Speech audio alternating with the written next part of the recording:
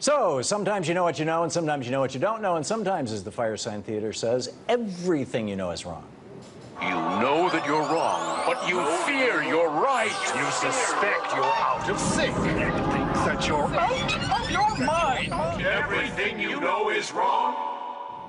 There are around 7 billion people on planet Earth, and nearly 6 billion are glued to their cell phones 24 hours a day, 7 days a week. Well, maybe 1 billion. Anyhow, from texting to surfing the web and even watching TV, we use our cell phones to do just about everything today.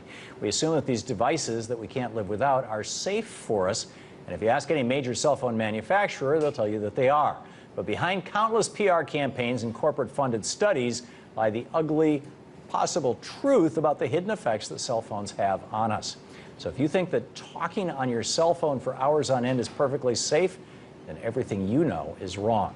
Joining me now is Dr. Devra Davis, president of the Environmental Health Trust and author of the book Disconnect: The Truth About Cell Phone Radiation and Your Health, What the Industry Has Done to Hide It, and What You Can Do to Protect Your Family. Dr. Davis, welcome. Thank you so much. Great to have you with us. So what is the truth about cell phones? The truth is they're very valuable devices, and they are two-way microwave radios that should not be held directly next to the brain or body. And just like don't put your hand in the microwave oven kind of thing. I mean, not that you can anyway, because they make it so you. Right, but on the other hand, a cell phone is a very weak form of microwave radiation. Now, it's not as powerful as an oven, but it has a very similar frequency, and we are, some of us, using it for thousands of minutes a month right next to our brain. And I'm particularly concerned about how we're giving it to infants and toddlers. Yes. Now, I remember when I was a little kid walking home from school, from elementary school. I was 6 years old, 7 years old. There was a shoe store, and I could walk in there and stick my feet in and wiggle my toes and watch them in real time on an x-ray machine. And I did it dozens of times. Yes. And they pulled those things off the market because they were killing people with cancer. They were getting leukemia and things from them. Right. And we also used to have watches that glowed in the dark, and that was radium. And it turns out that was giving people cancer, especially if they slept with a watch near their face. Right. Are we going to, at some point, you know, now this is 40 years out, so are we going to, at some point, look back to now, 40 years from now, and say, holy cow, look at that? That's a very good question, and the answer is, the reason I set up Environmental Health Trust is so that we don't have to wait 40 years for the kind of proof that we now have about ionizing radiation, which was what was in those shoes and which was on that radiant dial. Right. What we know now is that people who use cell phones heavily for 10 years or more have doubled or greater the risk of brain cancer in most well-controlled studies. Right. Now, in fact, cancer is not the main concern that I have. I'm really concerned about sperm count and about effects on pregnancy. I just got back from a conference in Turkey and Greece where we heard new studies showing that prenatal exposure to animals results in offspring that have smaller brains and more hyperactivity. Wow.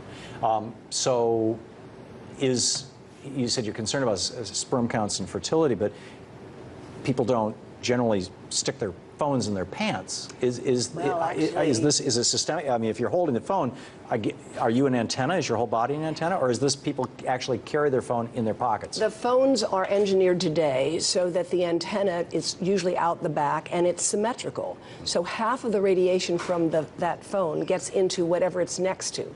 I keep my phone on airplane mode right now and just I'm using it to show you this. Sure. There are ways to use phones more safely. I'm not telling you not to use phones because, of course, they can be useful.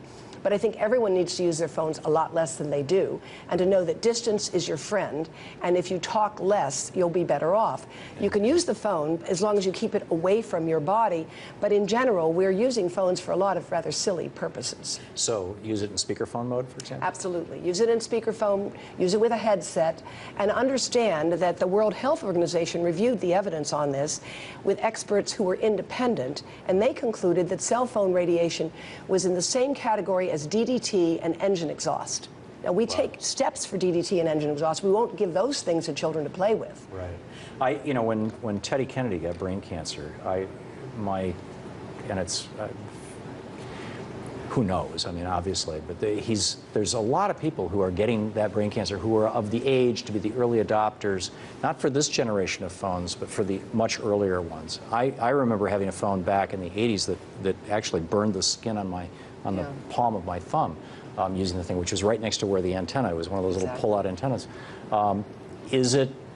Is it possible that they've gotten so much better that we don't have to worry, and it's really the people who were exposed 10 and 20 years ago who have to be concerned, or Well, Have we just gone from X-ray the foot to radium on the watch dial? And well, you know, it's a very good question, and the answer is I don't know. You're absolutely right. The old phones were worse, and the people who use them the most, the realtors, the lawyers, the politicians, they are the first wave of damage that we're seeing. But I really think that brain cancer is the wrong question. We've got to stop asking about it, and we've got to start looking at the effects that we see on learning, on the nervous system, on some people who are very sensitive to this radiation and find it really incapacitating for long. A lot of people now are experiencing tinnitus, headaches, and even spells of dizziness that they can't fully understand. And it may turn out that these exposures are having effects on the nervous system that we don't really well understand. This non-ionizing radiation. Absolutely. It is non-ionizing, but it's quite dangerous over the long run. And we've got to do a better job of protecting ourselves. That's why we've